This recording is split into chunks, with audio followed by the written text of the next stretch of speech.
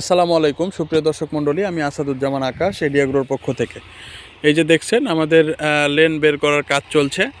আসলে আমরা একটা খুব মানসম্মত এবং ভালো মানের একটা চাষি এবং কৃষক আমার ভাতিজা, তার কাছ থেকে আমরা আসলে শুনবো যে আসলে আপনার এই লেনটা কেন বের করা হচ্ছে আর এর উপকারিতা এবং কার্যকারিতা কি। কাকা আসসালামু আলাইকুম, আপনি কেমন আছেন? ভালো আছি। আচ্ছা, এই লেনটা আমরা কেন বের করছি? এই লেন আমরা বীজ প্রয়োগ করার জন্য বের করছি এবং লেন বেঁধে পানি দেওয়ার জন্য পানি দেওয়ার জন্য লেন বের করছি আর আচ্ছা, বীজ প্রয়োগ করব। আচ্ছা আচ্ছা, বিষ দিবেন আর পানি দিবেন, এটাই হচ্ছে আর কাজ। আচ্ছা, হ্যাঁ। এই লেনটা কি আর পরে আর করার দরকার হবে না না, এবারেই? আর করার দরকার হবে না, এটাই শেষ। এভাবে আচ্ছা এভাবে থেকে যাবে আর পড়বে না গাছ। আচ্ছা, আপনারা তো এত সকাল সকাল এত দ্রুত এই কাজটা করছেন কেন? সকালবেলা করলে বীজ দিতে ভালো হবে।